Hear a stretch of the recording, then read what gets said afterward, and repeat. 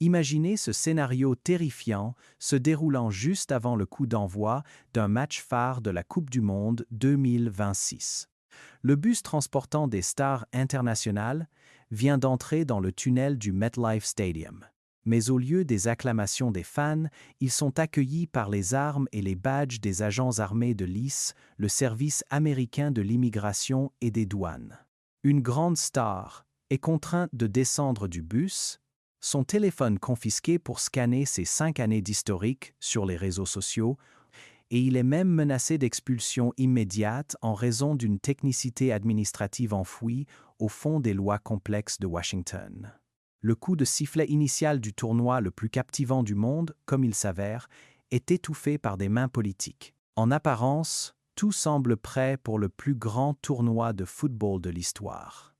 Les équipes sont annoncées, les stades massifs sont décorés et l'emblématique trophée d'or parcourt les grandes villes américaines. Dans moins de 3 semaines, le monde retiendra son souffle alors que le ballon Al Real roulera sur le sol américain. Mais sous ce rideau glamour, une réalité troublante se déroule, dont le monde du football n'a pas encore pris conscience.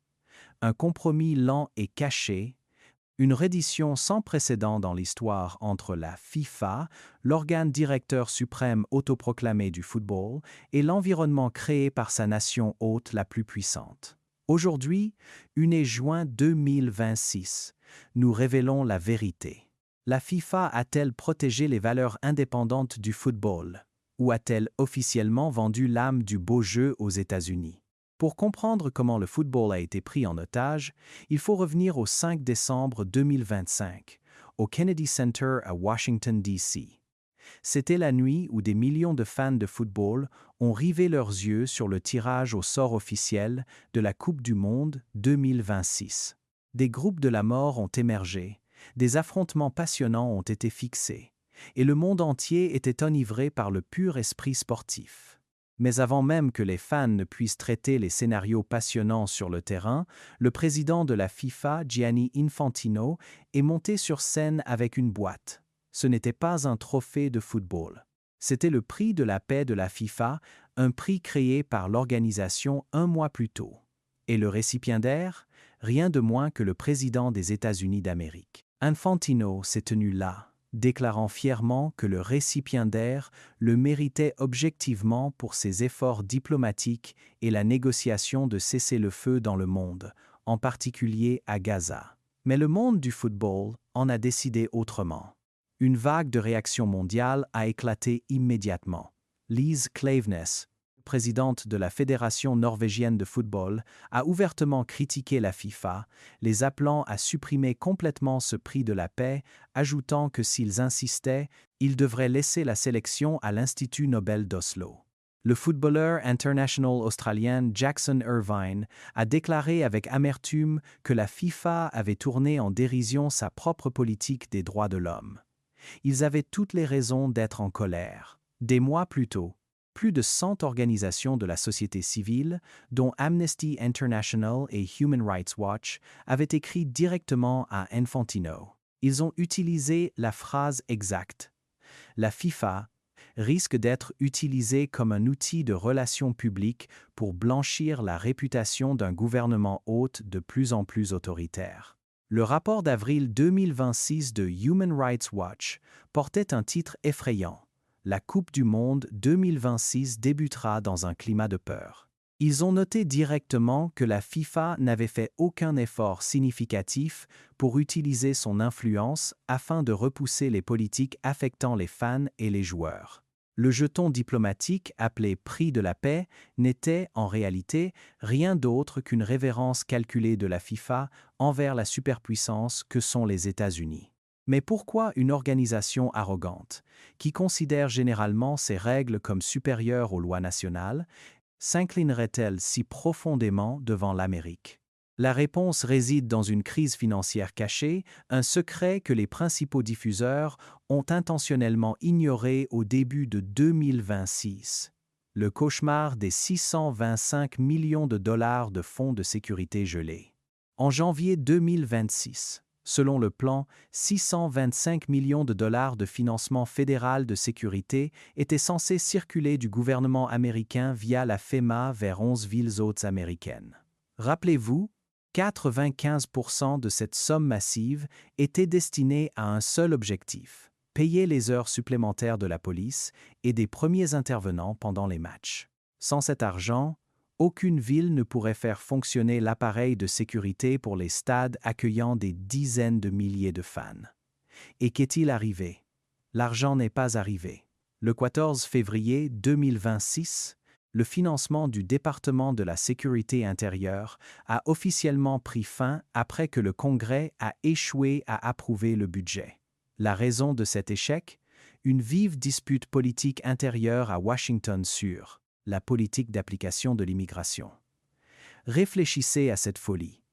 Juste à cause d'une lutte politique intérieure sans aucun rapport avec le football, 11 villes hôtes américaines se sont retrouvées bloquées sans un seul centime de fonds de sécurité à moins de 100 jours du premier match.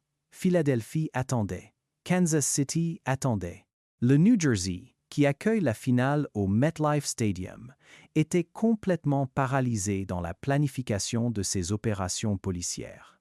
La situation est devenue si critique que le 10 mars, le chef du groupe de travail sur la sécurité intérieure de la Chambre des représentants supervisant les préparatifs de la Coupe du Monde a dû écrire une lettre d'urgence formelle au secrétaire à la sécurité intérieure demandant où était l'argent. Pourquoi paniquait-il?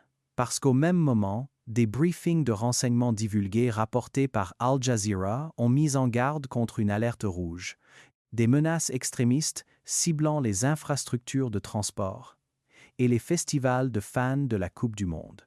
Le secrétaire à la sécurité intérieure, Mark Wayne Mullen, a publiquement reconnu que les préparatifs étaient en retard spécifiquement en raison du retard de financement. Bien que l'argent ait finalement été libéré le 18 mars après des semaines de pression du Congrès, l'écart temporel qu'il a créé a laissé une faille fatale.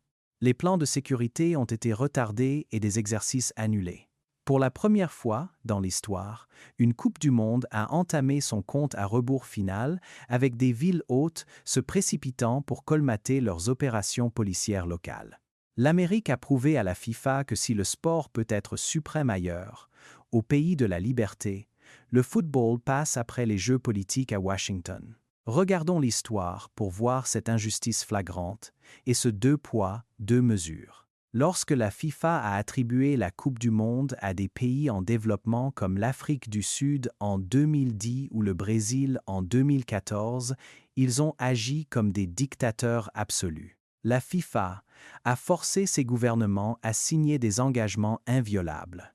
Ils ont exigé des zones d'exclusion exclusives autour des stades, où les lois nationales étaient pratiquement suspendues et seules les règles de la FIFA s'appliquaient.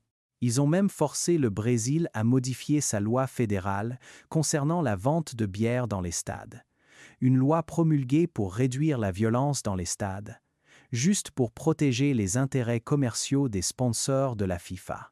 Si ces pays retardaient la construction d'un seul stade, la FIFA menaçait de leur retirer leur droit d'accueil, d'émettre des amendes et de bannir leurs équipes. Mais face aux États-Unis, le lion féroce de la FIFA se transforme soudainement en un chaton docile. Le gouvernement américain gèle les fonds de sécurité, la FIFA reste silencieuse, le Congrès se chamaille, mettant en danger des millions de fans. La FIFA n'ose pas proférer une seule menace. L'indépendance de la plus grande instance dirigeante du football mondial s'avère n'être qu'une fausse aura, un pouvoir qui intimide les faibles mais s'agenouille immédiatement devant les forts. La stratégie des droits de l'homme, que la FIFA a fièrement publiée lors de l'attribution du tournoi à l'Amérique du Nord, n'est plus qu'un morceau de papier brouillon lorsqu'elle est testée contre la dure réalité du droit interne américain. Et voici la révélation majeure, le coin le plus sombre des coulisses prouvant l'impuissance totale de la FIFA. Une histoire que nos concurrents ne vous ont jamais racontée. Regardons ce qui s'est passé le 6 mai. Pendant que Gianni Infantino était occupé à rassurer le public par le biais des médias sur le fait que le système FIFA Pass garantirait des visas pour tous les fans et qu'il avait personnellement et publiquement confirmé la participation de l'Iran, une panique se produisait en coulisses. Le secrétaire général de la FIFA a dû prendre un vol secret d'urgence pour Istanbul, en Turquie. Le but de ce voyage? Une réunion critique et à enjeu élevé avec la Fédération iranienne de football.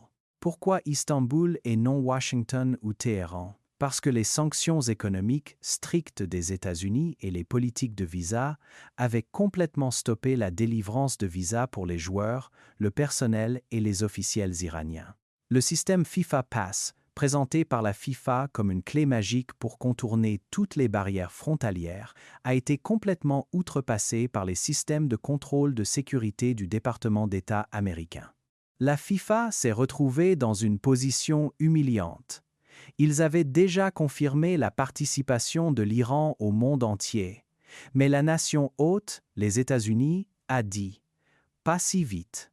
La réunion à Istanbul était une tentative désespérée de la FIFA de supplier la partie iranienne d'accepter des contrôles de sécurité américains supplémentaires et rigoureux, tout en essayant de naviguer dans les étroites failles de la loi sur les sanctions afin que l'équipe ne soit pas bloquée à la frontière juste avant le tournoi.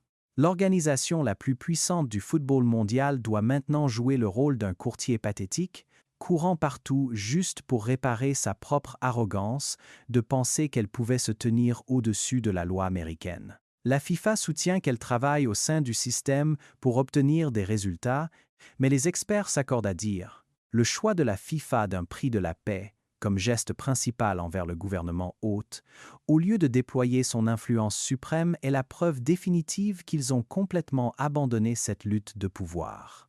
Le compromis de la FIFA ne nuit pas seulement aux politiciens. Il met directement des êtres humains en chair et en os en danger. Écoutons les voix de l'intérieur, les joueurs qui courront réellement sur ces terrains de Coupe du Monde. Jackson Irvine, le milieu de terrain vétéran de l'équipe nationale australienne, a candidement utilisé son propre nom et sa plateforme pour exposer cette hypocrisie. Il a déclaré « La FIFA a sapé sa propre politique des droits de l'homme.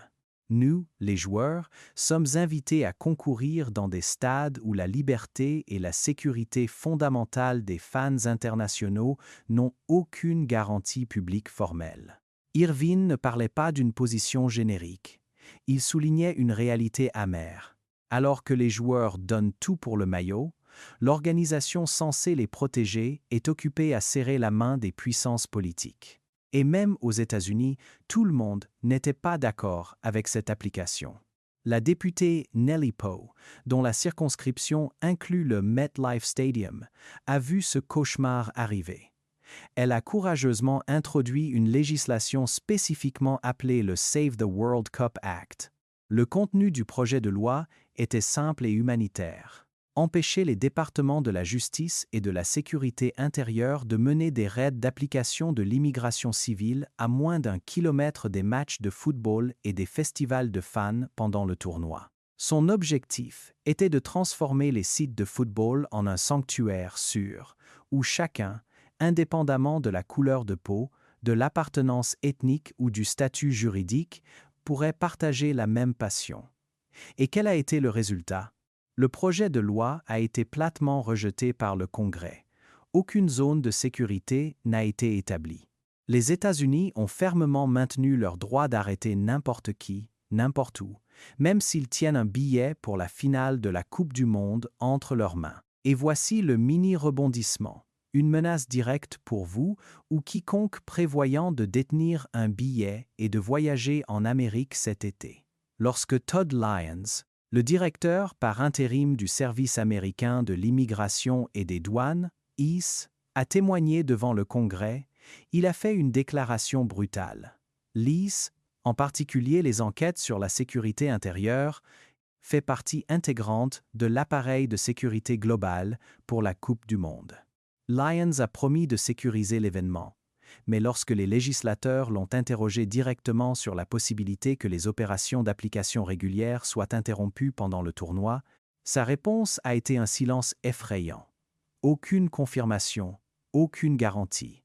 Qu'est-ce que cela signifie? À ce jour, aucune restriction légale n'empêche les agents de lice de mener des raids juste devant les portes des stades. Le danger ne s'arrête pas là. Lisez attentivement l'avis de voyage formel conjoint émis par une coalition de plus de 90 organisations internationales. Ils ont souligné que les fouilles aux frontières des appareils électroniques aux États-Unis ont atteint un niveau record. Maintenant, lorsque vous entrez aux États-Unis en tant que fan de football, les agents des frontières ont le droit d'exiger que vous déverrouillez votre téléphone et ils peuvent rechercher jusqu'à 5 ans d'historique sur vos réseaux sociaux. Une publication d'opinion politique, une interaction jugée sensible ou simplement une photo qui ne plaît pas aux agents pourrait être la raison exacte pour laquelle vous vous verrez refuser l'entrée ou envoyer directement dans les conditions de détention de lycée, des endroits qui viennent de connaître leur année la plus meurtrière depuis des décennies. Vous dépensez des milliers de dollars, traversez le monde pour voir vos idoles jouer, mais ce que vous pourriez obtenir en retour est un interrogatoire et une paire de menottes. Allez-vous à un festival ou entrez-vous volontairement dans une matrice de surveillance d'un État policier? Dans moins de 3 semaines, le coup de sifflet d'ouverture retentira. Les 625 millions de dollars de financement ont enfin été libérés. Les horaires des heures supplémentaires de la police sont organisés à la hâte et des périmètres de sécurité physique sont construits. La crise financière peut être passée temporairement, mais la cicatrice qu'elle laisse derrière, elle ne sera jamais effacée. La finale du 19 juillet au MetLife Stadium aura toujours lieu comme prévu. Une équipe soulèvera le trophée dans la gloire et des milliards de personnes à travers la planète célébreront devant leurs écrans. Mais derrière les paillettes des champions, l'histoire enregistrera ce tournoi d'une manière très différente. Il restera dans les mémoires comme un tournoi de compromis humiliant, une étape marquant le jour où la FIFA a officiellement abandonné sa gouvernance indépendante à un pays hôte. Le football s'est autrefois fièrement qualifié de jeu du peuple, se tenant au-dessus de toutes les divisions politiques, un endroit où un cessez-le-feu pourrait être établi juste pour un match. Mais lors de la Coupe du Monde 2026, le football a accepté de s'incliner. Il a accepté de laisser les États-Unis l'utiliser comme un outil de relations publiques diplomatiques, a accepté de laisser les agents de lice étouffer la liberté des fans et a accepté de rester silencieux devant les injustices juste pour assurer le flux de trésorerie d'1 milliard de dollars se déversant dans les poches des officiels à Zurich. Dans ce jeu d'échecs géopolitique, la FIFA gagne peu, être en revenu, mais elle a complètement perdu son âme. Cette histoire passionnante en coulisses a maintenant été mise en lumière, et je crois que vous méritez de connaître la vérité derrière ce que vous êtes sur le point de regarder. Maintenant, la question la plus importante vous appartient, les vrais fans du beau jeu. Lorsque vous regardez cette image entière, de la crise du financement gelé, la menace de l'application de l'IS, au prix de la paix qu'Infantino a remis au gouvernement américain. Qu'en pensez-vous? Croyez-vous que la FIFA a agi intelligemment pour sauver le tournoi, ou a-t-elle officiellement capitulé et vendu les valeurs du football? Si vous en aviez l'occasion, oseriez-vous vous envoler pour les États-Unis pour regarder la Coupe du Monde en sachant que votre téléphone pourrait être fouillé pour jusqu'à 5 ans d'historique sur les réseaux sociaux? Laissez vos réponses honnêtes dans les commentaires ci-dessous. Je les lirai et en discuterai avec tout le monde. C'est exactement le genre de conversation pour laquelle cette chaîne existe, pour parler des vérités que les autres essaient de cacher. Appuyez sur j'aime si cette vidéo vous a donné une nouvelle perspective et abonnez-vous à la chaîne dès maintenant. Nous voyagerons ensemble, en analysant chaque événement brûlant en coulisses tout au long de la prochaine Coupe du Monde 2026, 9 jours avant le début de la plus grande Coupe du Monde de l'histoire, et cette lutte de pouvoir ne s'arrêtera certainement pas lorsque le ballon roulera. Merci, et je vous verrai dans le prochain documentaire.